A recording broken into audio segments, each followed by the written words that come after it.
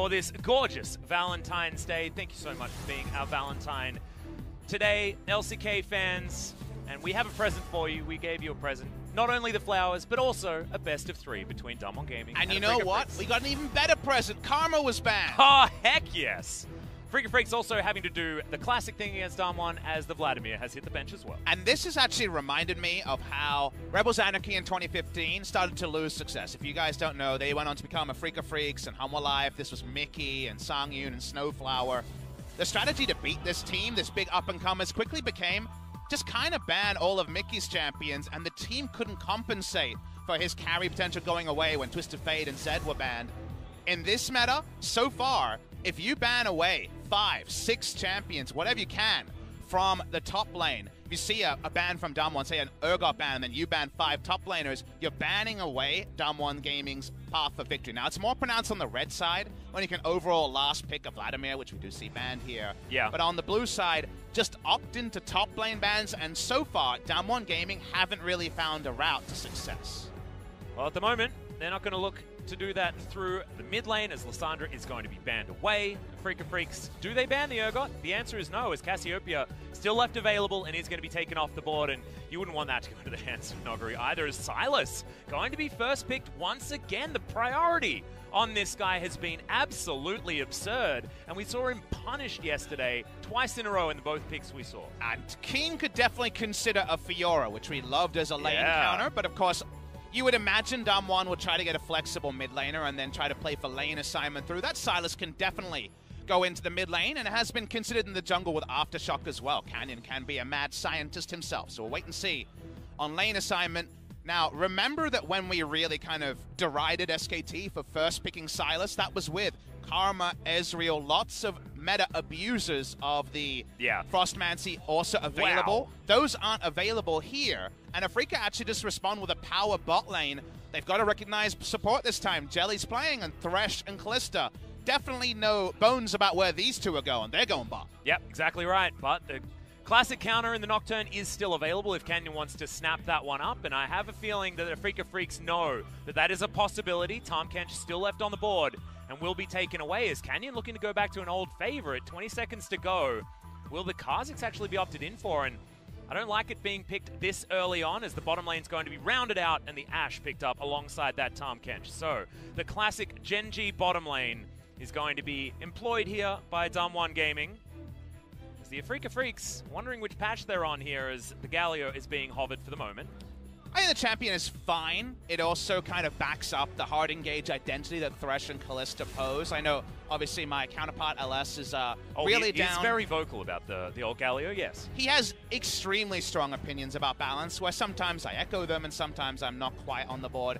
I think after the revert on his E, yes, Q does less damage, but Galio is still reliable, and Korean teams have always loved reliable engage. Seems like engage is the identity here. Now, you imagine best friend Camille.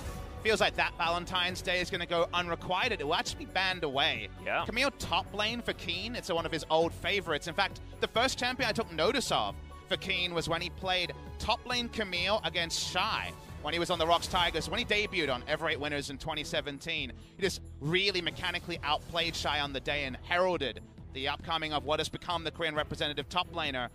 The jungle position, it's not so strong right now. You can consider it. It's banned away anyway. And right now, seems like Dread might be going for a Canyon favorite here. He is our resident Kha'Zix player after all. Yeah, exactly. He was hovering it earlier on as well, as the Afreeca Freecs thinking about denying it away. Still a lot on the table, though, as Lee Sin is currently getting hovered, but I'd love the Jarvan. Having that cataclysmic entrance is certainly a fantastic way to start a fight. An oldie but a goodie, a replacement for Camille, like for like. You don't have the guarantee that one person's life is over, but you do have, if flashes are down, Ashe is going to definitely be looking for a Devour as fast as possible. But with the picks here, we're picking for power. Lee Sin, and it's not cleared for once. We see Lee Sin coming from Canyon, a fallback for him, and Nuclear going for the Galio, so they're feeling pretty happy. Afreeca Freecs could consider playing around with the Jarvan, but they know for certain Silas is top. Pick your poison, it's going to be a punishing top laner, that's for sure.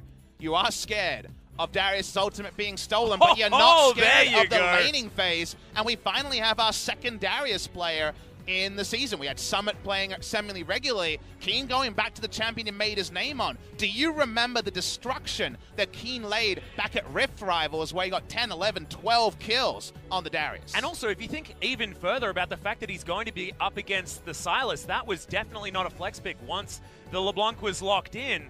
Your ultimate doesn't do as much damage if you don't have your passive stacked up. Sylas has no way to get that bleed stacked, and therefore you steal the ult, you ain't doing nothing with it.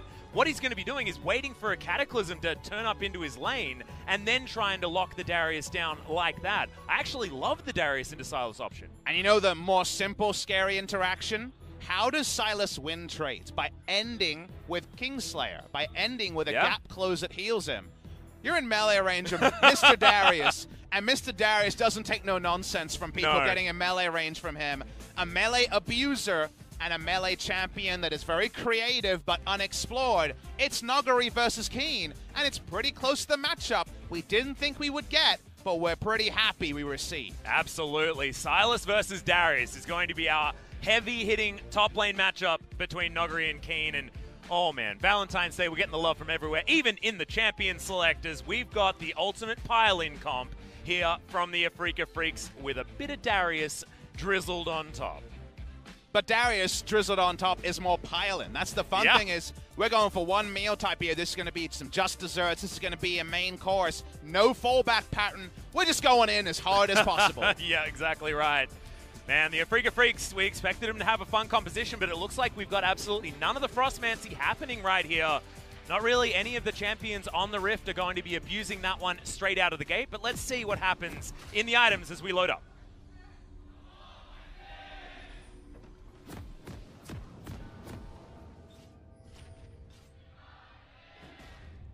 DAMWON and Afreeca fans, still a very full LoL Park here today. We'll see who's going to make their way towards that western side of the conference. Both of these teams still quite a few points away from getting up there. Hanwha Life still on +1, and then the closest to them is DAMWON Gaming, but are 3 points behind, so won't even be able to challenge that 5th position with a victory here, 2-0. If you're joining us for the first time in Week 4 of the LCK, we are on patch 9.3. Remember, the support items are not hotfixed in Korea, just actually put on the overlay in the bottom left, so no hotfix live today. So plenty of Frostfang hijinks yesterday, and, you know, it was kind of up and down when it came to the effectiveness. We're seeing 4 teams today who haven't played on this patch yet, who have different opinions on balance. There was a Karma ban. There's no Ezreal in this game. So far, things are honest, but that honesty, when it comes to at least the Frostfang purchases, might be short-lived. Yeah, that's exactly right. And so far, we don't have any, but like you say, it can all change. As Noguri, we're going to check out the rune choices that he's made. Yesterday, we saw Grasp of the Undying. This time, it's going to be the Arcane Comet for the Sylas. Legends Bloodline for Keen. Interesting choice. On 80 carries, you can understand. It takes a really long time to stack up. Got to play a lot of games because we had the week-and-a-half break here, and I wanted to test some meta stuff, so I played some Sylas, but Legends Bloodline is so much lifesteal. It's 12% lifesteal now at max stacks, which is a huge amount, right? You don't even need the Vamp Scepter. But when it comes to how long it takes to stack, it can take the better part of 20 minutes to stack it up. It's really, really slow if you're not getting kills. So interesting to see the choice there, but it's a stat that you don't normally pick up as Darius unless you get a cheeky death stance at some point. So given that, it's going to be interesting to see if that affects trade patterns as well. Speaking of trade patterns, we do see the Comet chosen by Noguri. This was picked up by Soaz in the debut of on-stage LEC Sylas, and the first time in a major region we had the champion. Wasn't a big fan of it. I'm a big fan of the Grasp, but I trust Noguri when it comes to aggressive top lane choices, and I also trust that it's going to be a super hard lane against Darius, so I'm very interested to see how Noguri survives it without falling into a big hole, whether it's deaths, which he is a chief offender in. He has third most deaths of any player in the LCK and the highest of a non-support, but also just as the lane goes on. Well, I wouldn't have expected anything else. Noguri likes to have a keystone that's going to do extra damage, and Resolve Tree just doesn't seem like something that he would consider fun. As our Dread was about to face check Canyon, gets the ward down. Canyon does find the Q, but the W shield is going to keep Dread very, very healthy. And who's actually going to win this? It looks like priority is with Yukal in the mid lane. Canyon's still going to start off this Rift Scuttler, and the Gargoyle's going to rotate his way over. There it is. The steal away not going to happen as Canyon does make it out. An aggressive move here from DWG Gaming to start things off. Top laners hadn't responded, and even if Darius came up, he of course has to get into apprehend range, so not the highest threat level on this early of the game, so it just ends up being claimed overall. One thing I want to talk about a bit, especially if you're not looking at nameplate, so you joined us late. Spirit not playing for the first time in a long time in this game. Jelly back in the lineup. A lot of the speculation as to why Spirit was playing was around them wanting to play Dread, and the obvious, well, we lost Kuro, we lost Spirit, we lost a lot of stage experience. Where's the shot calling coming from? Seeing Dread up top lane. Thing to consider, very easy to execute team comp from Afreeca, which might benefit a young lineup. Well, this could also benefit Afreeca as well, as Nogari's trying to get out. Good flash, but can he get the knock-up? Doesn't happen. Dread is going to miss it, but it doesn't matter. Just spins around and cuts his head off. And this could be the start of a lot of pain in the top side. The EQ flash is too late compared to the clean one we saw yesterday in our games, but it doesn't matter. That's the punishment of Keen. They have to take an extra summoner. The flash coming in from Keen, probably more than he wanted to expend, given that Darius is also pretty perilous when it comes to ganks. Both these top laners love to extend. We've compared the Sylas to top lane Tank Echo. Well, none of them have flashes. The EQ flash, you must flash earlier if you want to get the knockup. Yep, we saw it yesterday done at about the most perfect possible time by Clid. Not going to be mirrored here by Dread, but didn't actually matter in the end. Does cost Keen his flash that I believe he wouldn't have had to use. Yeah, that's what we're saying. Had that one come through. So, yeah. Completely agree with that one. Again, just talking on that more macro point, super easy to execute comp here. Everyone Afreeca just goes in, right? There's no intricacy. There's no side lanes. You could choose to ward your flanks. If you can see the other 5, you're just thinking about flashing in. That's all you have to do. So, given they've lost Spirit and not replaced him with really any experience, the most competitive games on this lineup is probably Keen, right? Keen probably has the most games of anyone in this lineup. An insane thing to consider.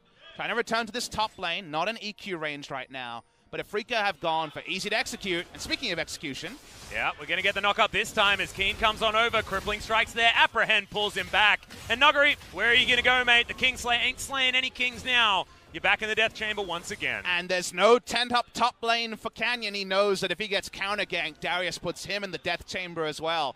And the feeding begins, unfortunately, for Nogari. There's really no other way to play Sylas in the top lane. He doesn't have ranged wave clear. You're maxing W in almost every lane. I feel like Darius and Sylas both play very similarly, but it's the Darius that's sitting on 2-0 this time around, and the Sylas just has to do what he can. Exactly. Going to get the play back onto Canyon here as Jelly not going to throw out the hook just yet. And Yukal going to get Mimic chained there in the mid lane. Has to respect, and flashes out of the way 1v1. Very respectful flash. Didn't know about Canyon. Here he is. Yeah, instant follow comes in, but Flag and Drag gets Dread out of there, of course.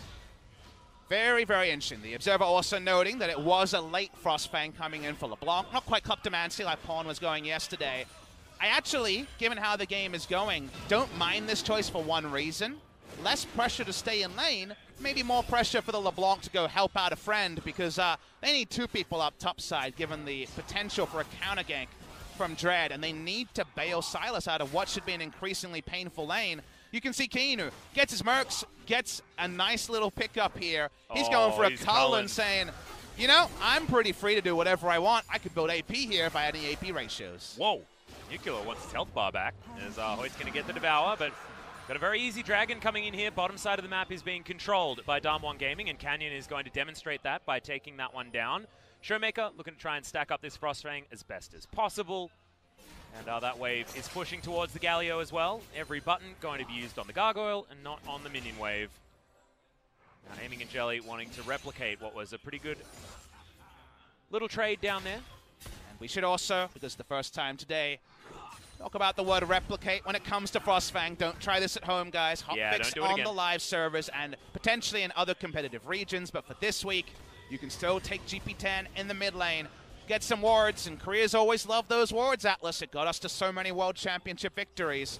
Wards will be back eventually in the mid lane for Showmaker. Yep, Showmaker going to be the one doing it. You can see Yukal is stepping away from that particular option as Jelly going to be pulled in with the Fates Call. They go for the Tahm Kench as the play does come back immediately. The cleanse does go down as Dread can't find his way in. DWG Gaming find the safety of their turret. Actually a pretty poor play there. There was really no chance of taking down Flash heal, cleanse Tahm Kench with all summoners up. Doesn't even have to blow the flash, but re-engage. Yeah, Arrow's going to land on Aiming, but he does manage to take the Lantern, get out of the way, and the Control ward does not stop it. Yeah, the control ward timing there was off, so not actually able to block it. Uzi somewhere nods in appreciation that perhaps someone would not fully nail that particular denial. I wonder if he'll be playing soon now that Lunar New Year is over. I mean, that's what I heard. Traditionally, that's been the way. Yep. As Keen continues to play very aggressively up towards the top side, has a huge minion wave stacked up. We'll see whether he actually decides to sit underneath the turret and get another turret plate. Already one going down up here on the top side of the map, and it's going to translate into about 1,000 gold being the lead here for Afreeca Freecs. Very interesting second point in Apprehend put down to try to surprise Nogari with cooldowns. Speaking of surprise. Yeah, Showmaker actually going to get taunted up. Canyon biding his time and waiting, but doesn't land the Q on the right target and isn't going to go for the kickback onto Dread because Flag and Drag will, of course, always bring you to your flag no matter what you do. One of the other reasons for that engaged bot lane was to blow flashes for the Jarvan ult Galio 100% kill play to mimic that Camille Galio engage of yore. No flashes down on DAMWON, so right now that's not that guaranteed kill button. Speaking of guaranteed, though, that's a lot of Afreeca members, including Darius, walking up. So the blue buff steal here should be pretty reliable. The vision gives Nuclear a chance to tell his teammates about what's happening, but can they do anything about it?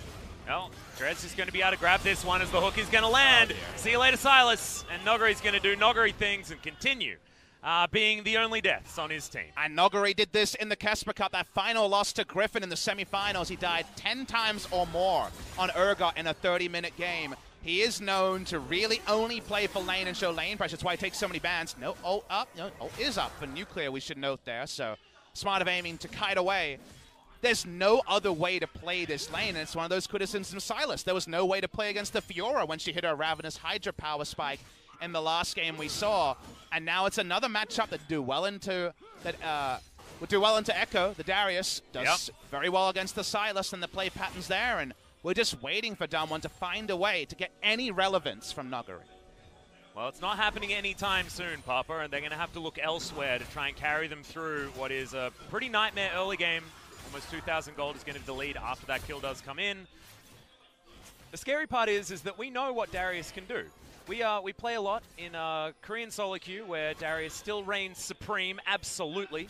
But they don't know what the Chaos solo queue summoner players. I always talk about the Ghost Flash Darius. Oh, baby. Every ELO range, doesn't matter if you're in a bronze or diamond, they're taking Ghost Flash. Pro play, you have different responsibilities, sadly, but Ghost Flash Darius is the new Shaco when it comes to Korean champions. I feel like it went Shaco to every game, at least in every meta, to Darius. Yep. And there's also a few options, but Trinity Force is the most dominant first choice here. I'd expect Keen to go towards that, but Black Cleaver is, of course, an option if you would like. You almost never see anything other than Trinity Force in pro play since the last time Darius was in meta, which was, late last year. Yep. As oopsie. Spirit in the back, because I wouldn't have done that, coach. Sub me in. A zoning stasis usage by the Thresh there. Don't know why he was zoning. They weren't anywhere near. It's Jelly demonstrating that he is the golden boy. You see Trinity Force purely because the play pattern in Teamfight is ult-auto, so you're getting a Trinity Force auto every time to have a bit more teamfight impact rather than Black Cleaver. So that is the big reason we see Trinity Force every time. Yep. Seeing a lot of zoning here. Showmaker was at around 36 CS previously. He is CSing, you'll notice, to some degree, as his quest is now cashed in. So he's slowed very early, actually. I think he had 36 CS, then went for the quest, and then around 10 minutes had the cash in. So interesting to see those timings, and the hurt onto a Galio is always there. Well, Nogari gonna have to be careful here as he's just throwing chains around, doing the best not to destroy this minion wave, because he needs to sit under his turret for as long as possible. Another turret plate does go down in favor of Kane, and he's going to go back home. See how close to the Trinity Force he actually is. And we're going to be really worried if we see less than a 20 CS difference between a LeBlanc who cashed in a quest and will continue to have two forms of gold income, and a Galio who was just trying to CS. Galio's laning phase, of course, toned down many times, but Afreeca Freecs, what do? They initiate, they hard engage on one. They're just looking for someone to walk up, but right now everyone's saying, we'd like an Infernal, but we know we have a very short leash to work with. Well, UCAL does have that taunt available, but they're standing on this ward. I would have expected that one to be swept out as the control ward does go down. Chains land onto UCAL, but he's not too worried about it at this stage. Jelly, his Lantern is going to go wanting. I assume that UCAL channeled his taunt there just to see if anyone walked forwards or back to try to work out if a ward was for certain there. Got the confirmation, but that was also a little bit odd. Yeah. Zooming in on the laning phase, bot lane CS for CS, nothing to speak of. Darius actually opening up a farm bounty because of the fact that the enemy mid laner went Frostfang. The average income of the gold earners, i.e. not the support, is much lower than the average income. So Darius is actually going to open up a pretty big bounty just because of that decision from LeBlanc. Yeah, Frostmancy does weird things for bounties, but as you can see, taking him down is going to be a big one. But 2-0-1 against a 0-3-0 lane opponent, you can imagine that he'd be getting pretty notorious here for the Afreeca Freecs. Nuguri walks back. He really has very little he can do. Do notice that in spite of what we were saying, he maxed Q. He gave up on trying to take Kingslayer trades, which I think was the right choice. After dying twice, it was like, well, let's clear a minion wave a little bit better, yeah. Q has had a little tweaks and some buffs, but still isn't really range wave clear. We compare the champion to Echo a lot, and I think Echo Q is definitely more reliable. Yeah. On the wave clear front, DAMWON's trying to, with some resets, take a very against the tone of the game Drake. This would be super risky if they didn't know about back timers. In this case, they do. They've swept out Vision, and against the run of play, they actually steal away a Drake. It's a big steal as well. Taking the Infernal is a huge deal. Second one will be coming up in 5 minutes' time, but that is after already getting that first Ocean Drake very early in this game, and any sort of advantage, any sort of way to get Noguri back into this lane and to get DWG Gaming to any sort of parity is going to be important. The only kind of tempering we can say, because Infernal is won very well by both these teams, damage dealers in every lane except for supports. The only tempering you can say is there a percentage more damage where if DAMWON run at Afreeca Freecs, they teamfight them better? The answer might be no. The answer feels like maybe, but it's definitely not. You don't jump to say yes because we already mentioned more reliable engage, a Darius to punish, and almost the entire lineup here. It might be close to an acceptable loss, but given how well DAMWON wear the Infernal, it is actually DAMWON being very smart macro-wise at playing around back timings, something that DAMWON have kind of started to deceive on, especially with Noguri's penchant to be ganked. Yeah, I actually really like it. After we come back from the Lunar New Year break, seeing DWG Gaming playing with a little bit more finesse, maybe apart from what's happening on the top side of the map. 25 CS difference, so we're going to say that LeBlanc is probably significantly ahead here. Hopefully we'll get the gold numbers shown at some point in the near future, but looks to be only getting worse for UCAL as well, as he's getting shoved underneath his turret over and over again. And that's Galio. Galio has to build for, doesn't get to build for lane anymore, so Proto Belt, Sorcerer's Shoes. It's no longer Abyssal Mask tank Galio. Yeah. It's very much AP, so doesn't get any better at shrugging off damage, and thankfully the observer's listening. It's a 400 gold lead now, and remember, he did not CS for an extended period of time. And also he missed out on the kill that UCAL picked up earlier on. And now he kills 6 out of 6 minions and gets 45 damage from 3 auto attacks or some harassment. So double gold generation means that gold lead should definitely increase outside of Afreeca Freecs, getting some of those engagements and fighting over something like a Drake or a Rift Herald, a good way to get a fight. Yeah, Shelly's going to be here, and UCAL has the heroic entrance available. Won't actually have to use it. He's already here. Abyssal Voyage to come on over. Taunt doesn't find any joy as the Q is going to land, but the Gargoyle is not the target that they wanted as Noguri picks up the ult and throws in the heroic entrance there as well. UCAL immediately knocked up and has to flash to get out of the way, but Noguri has to go golden to keep himself alive. Dread diving on forward. There's the hero's entrance coming in for Afreeca Freecs. This time it's Showmaker darting in and around this fight, and UCAL eventually does fall down. Dread gets the tribute, can make his way back in, but decides he doesn't want to as the Ashe is popping off and aiming. Cannot do enough. Noguri with the god-tier team fight. Absolutely true, and also super well played by Showmaker to start it. We saw Galio ult look like a visual bug, but no, that was the stolen Galio ult at the start coming from Noguri. Well played, and DWG Gaming rewrite the books and steal away a team fight. And what were we talking about yesterday? This is the insane thing. The reason why I say Noguri won the team fight is that he's 0-3-0 and used Silas for a team fight victory. But watch this, Showmaker just outside of the range, the ult stolen, that we noted, goes in, and you see a Galio ult, and you look at Galio, that's what you're supposed to do, but no, it's all about the Wombo engage stolen by DWG Gaming. And from here, Keen is already half health. He never even uses his ultimate in this fight, so no resetting.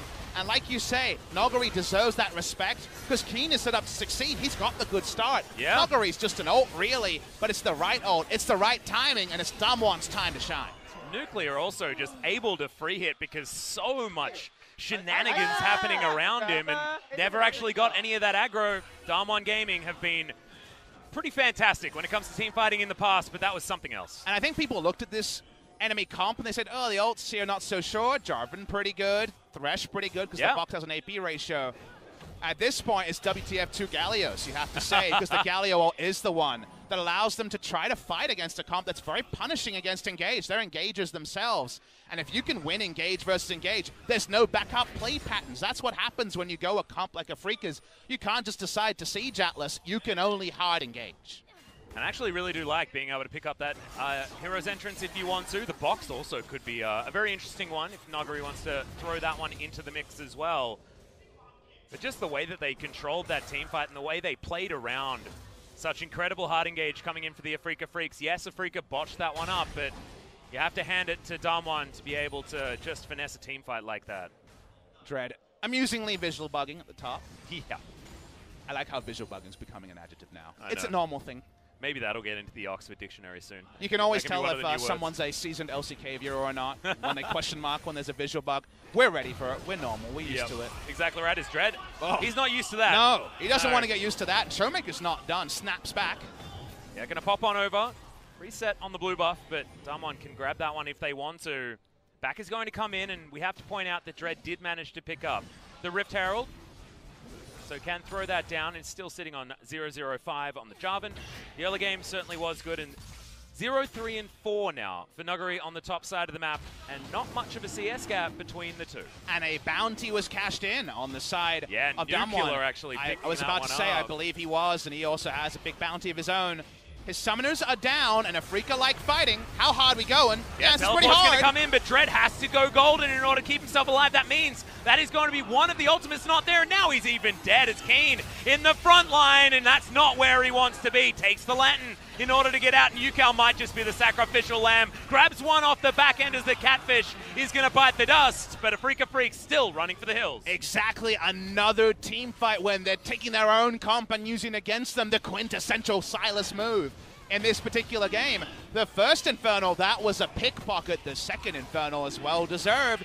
And DAMWON Gaming, they're looking like they're ready for a fight, Atlas. Yeah, they turn everything around. I don't know how the Afreeca Freecs, with a team comp like this, are failing when it comes to just the team fights. Their laning phase looked great, but it's the team fights that they've fallen over. And that's just not what you'd expect with this particular lineup of champions. But is this what we expect with this particular lineup of players? Because remember, Spirit is not there. Keen, very young player when he debuted in the second round robin of 2017 summer, is their most experienced player. Shot calling is something that Spirit could be hypothesized to be bringing when he was in the lineup. He's no longer there. Jelly might have been around the squad, but it's just not the same, Atlas. And this is supposed to be easy to execute. Just kind of press your R buttons and make it work. It doesn't look that easy to execute with how Afreeca have played it out, and DAMWON, to their credit, should be rewarded for having those slight next levels that are making Afreeca look a bit feeble. Yeah. And also, you might have looked at Nuguri and said, oh, why did he take the ultimate from the Darius? If you manage to get a kill with the reset, yes, it won't do as much damage for that one, but then with every auto attack, you're stacking up a Darius passive on the remainder of the team, and you can get those resets at that point. It's not as good in a 1v1, but in a team fight, there's certainly a reason to pick that one up. And the guillotine going down on Afreeca Freecs is really being swung both metaphorically and literally, because you can't lose team fights. The team fight comp, you don't have anything else. So Afreeca Freecs cannot afford to lose even one more team fight. They push up here. He's Dread. He's almost dead already. Dives on forward. The Hero's Entrance does eventually come on down, but they do have the Grey Health. They've got the Devour, and Nuclear will get played back, but is it actually creating enough distance? As Keen not going to get the ultimate, as Nuclear is able to flash out of the way and go golden. Now the gap is going to be closed here as Aiming still dancing around this fight, but Nuguri picks up the kill on the Gargoyle. DAMWON Gaming trying to get what they can as Keen's diving in there, but Aiming is still alive. Well, not for long, as there's the double distort, and Showmaker grabs that kill. Showmaker was on the outside for a long time, but his team wasn't getting routed as he waited for his moment, and when he chose his moment, he made sure that it'd be all about him. A bounty goes down on Ashe, but a bounty being brought up onto Showmaker. 2 members alive means that mid lane turret starts to go down. Afreeca Freecs, they're kind of falling apart at the seams, Atlas, and it doesn't seem like there's any ELO heaven at the end of this game. And we were asking, how the heck is Nuguri going to get back into this game? Well, Papa Smithy, he's back in the game. It's already happened. He's 3-4-6 now. And remember, he was 0-3-0 at the start of this one. So we check out what happened. Is poked out by a Mimic Distortion. Goes in anyway because they know Flash is down. on Ashe, or at least they think they'll get the engage down. They do. Nuclear continues to fight. Eventually does go down through stasis, but Showmaker spends a lot of this waiting for his moments, and it ends up being a pretty inspired choice, because Canyon can fight with the rest of the lineup for a while. The reset doesn't kill Canyon. Auto, Trinity Force proc does most of the health bar, but not enough to actually kill him. Stasis still up, outfought in the end by DAMWON, but not by a lot. Yeah, and neither of the Darius ults actually did any damage. The Noxian Guillotine was just a little bit too far away from Noguri in order to get that reset. Does manage to get the kill onto UCal, but is sacrificed in the end, and things can go very, very differently if that reset is actually achieved from either of these ultimates on each side. We got a lot of resets, because Ren sets are a thing too, yeah, right? Dude. For the Callista herself has her 2 core items. Notice the last fight was one of those stasis fiestas. The stopwatches are broken. Everyone's fake Rolex has been taken by the cops. Yeah, and now exactly. There is only 1 Rolex left on Noguri, and no one else has a stopwatch. So if this Darius starts swinging, I think it could potentially be to a large benefit. Yeah, the question is which Darius is going to be swinging, because we saw Noguri picking that one up pretty nicely as he got that kill onto UCal, just a hair's breadth away from resetting his way all over the team fight. Will he be picking that one up yet again, is the question. You said 2 core items coming in for aiming. Well, they're also there for nuclear, but he's got a whole bunch of extra damage. On top of that as well, building towards his Infinity Edge. And remember the 1 week meta. Almost equals CS. Basically Oh equals CS, and that quest has gotten so much gold. I guess about 1,300 gold probably at this point for Showmaker. So that's a pretty nice start. Here's an ult. Yeah, arrow's going to land onto Canyon, and he went for the Hex Drinker. He didn't go for the QSS, and he's just straight up dead. Nuclear just delivered that kill as Noguri wants to come in and continue this fight. Dread going to have his ultimate pulled away from him. Cataclysm available for Noguri, who is going to go golden because he has that Zhonya's still available to himself. Chains landed, and UCal is once again hitting the death chamber. And that Nuclear ultimate was on exactly the man he needed. Summoners up. No problem. Aiming goes down, and not even a Galio ult to try to save him, and with no resist, it wouldn't have been enough. Nuclear's been looking for his one true pairing. He's been a bit indifferent on AD carry this season. Maybe the Ashe, with Ashe very strong in the meta right now, might be a big thing to help Canyon find his man in the early game, and Nuclear start the fights, which is all they need. Yeah, 6,000 gold is now the lead, and the Baron has been started up. It is down very, very low, but Dread is going to pull his way forward. They do know that he's around here, and Keen is going to get over that well, but Dread just has no health, and Noguri's going to finish that one off. One of the chains isn't going to hit there, and the Baron, it falls, and DAMWON Gaming take everything they want. Yoink, says Noguri. I'll have a Cataclysm now, and goes to his death as Prince Jarvan IV. We're going to watch the replay of how it started. This is all about an Ashe arrow. The Midas touch from Nuclear to get that kick as well from Canyon guarantees it. There's just no peeling and engage like that. Just too far up is aiming. Player who himself has been in and out of the lineup. It really does feel a bit mishmash on the side of Afreeca Freecs, and even a week and a half hasn't taken away some of the rustiness of a lineup that hasn't had a lot of stage time to gel. Yeah, exactly right. Feels like DAMWON Gaming have really hit the practice room hard and made sure that these mid games have been tidied up, because that early game was not exactly what they wanted. Bottom side of the map did go well for them, but Noguri got completely pummeled, but now he's sitting on 4, 4, and 7. He's got a Leandri's Torment and a Proto Belt, 10 stacks on his Dark Seal somehow. It's a very different game to what I was expecting after the early game. Let's have some surface level analysis of DAMWON Gaming this game. Noguri got ultra camped. And it's done more damage than Keen? Noguri got ultra camped, and then it looks like the team will win. How many times have we said that this season? Yeah, that's a good point. 0 times. Did that happen at Kesper Cup? No.